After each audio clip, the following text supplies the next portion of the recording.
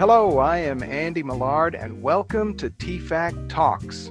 While so many of us are at home doing social distancing, the Tryon Fine Arts Center is checking in with some of the folks in the Tryon area who are involved in the arts in some way or another.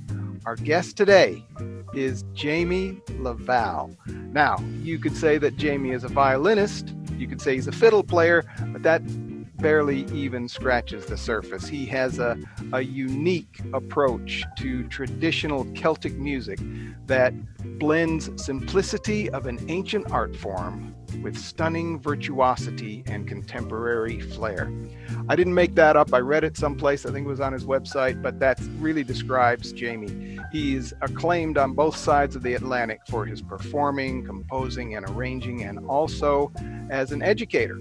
He performs and teaches all over North America and the British Isles. His bio alone would take more time than we have today. So let's talk. Jamie, welcome. Thank you. Good to be here. Good to see you. It's great to have you.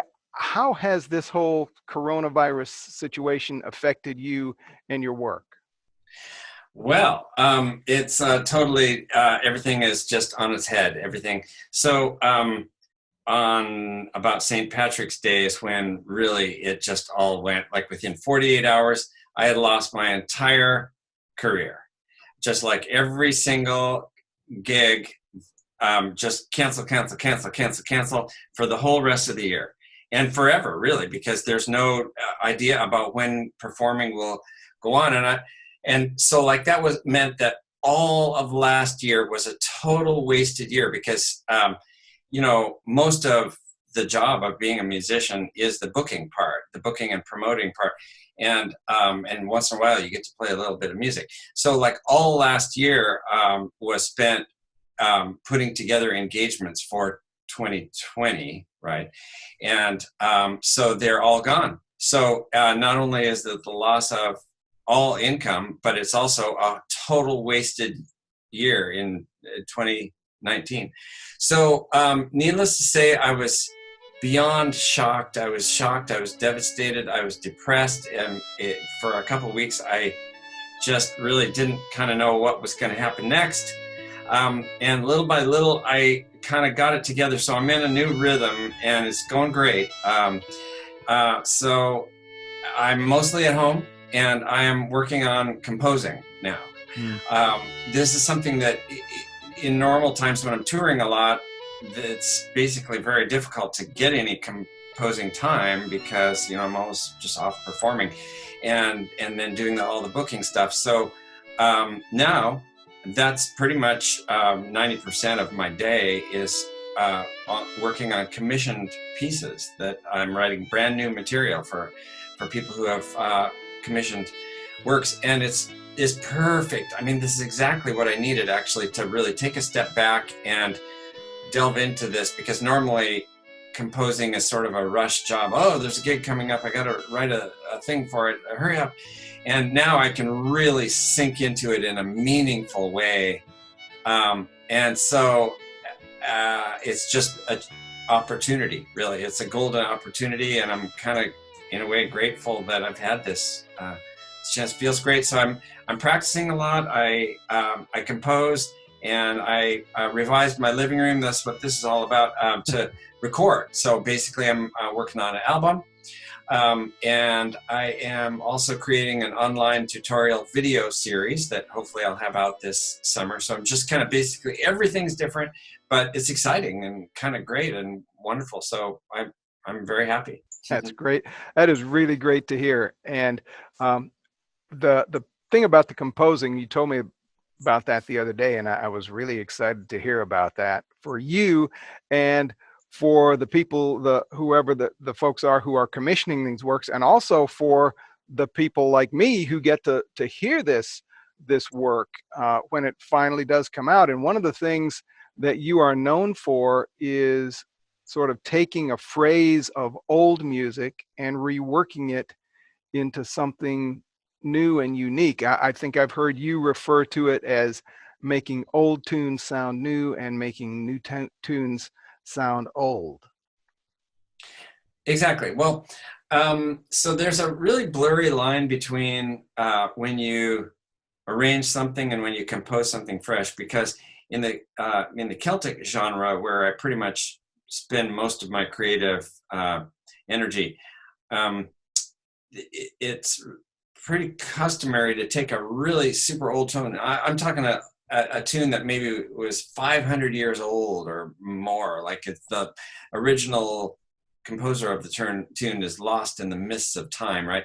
And it's part of the tradition of doing this type of music to just simply take these old tunes and revisit them, not just try to render them exactly as they had been done, but kind of bring something new to it.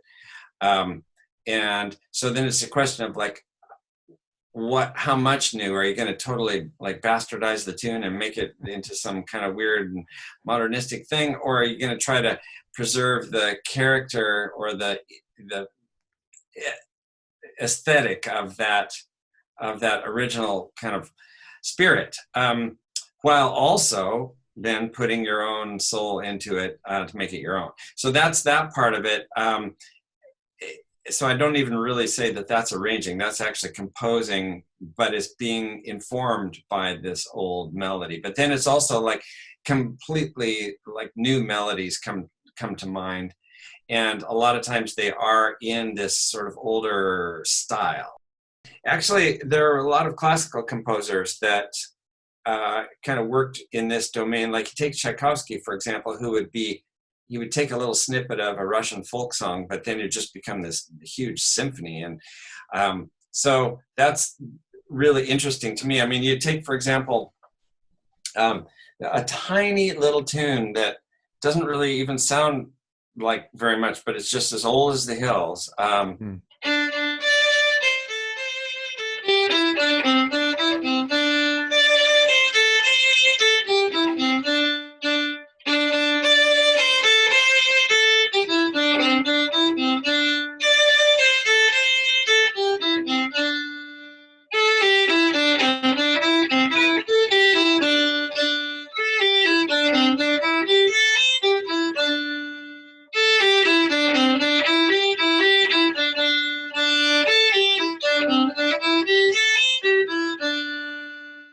Okay, so there's not a lot That really does sound to like that. it's as old as the hills. It kind of, you feel like you're in the hills when you just hear it.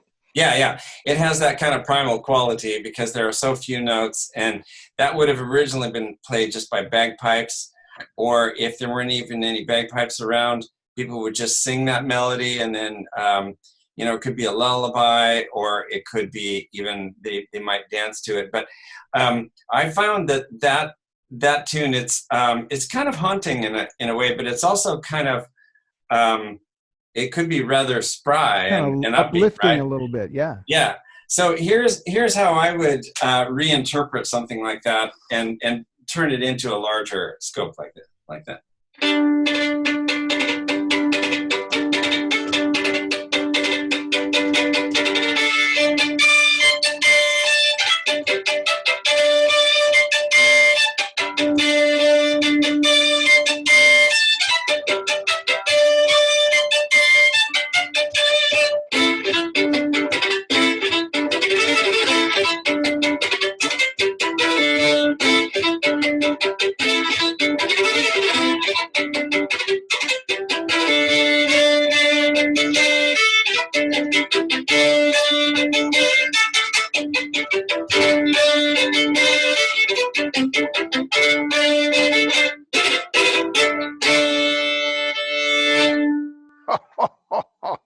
Oh man.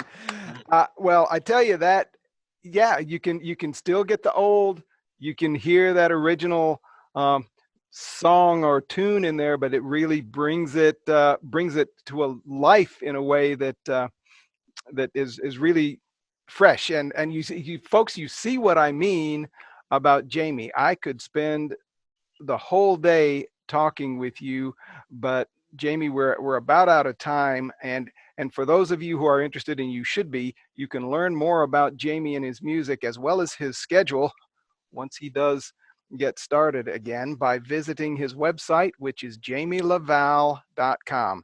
Jamie, Jamie, Laval, LAVAL.com. You can also keep up with the Tryon Fine Arts Center at our website, tryonarts.org. And by the way, Jamie, hopefully, correct me if I'm wrong, Jamie, but hopefully we'll get you back into TFAC at Christmas time to do your Celtic Yeah. Christmas. Boy, we'll have to see. We're just kind of hanging on, hoping, but yeah, we have to be, practical as well. So that's right. Jamie, thank you again so much, man. Certainly my pleasure. This was fun to talk to you. I appreciate it too, and thank you for watching this edition of TFAC Talks. Stay safe, and for everyone at the Tryon Fine Arts Center, I'm Andy Millard. We'll see you next time.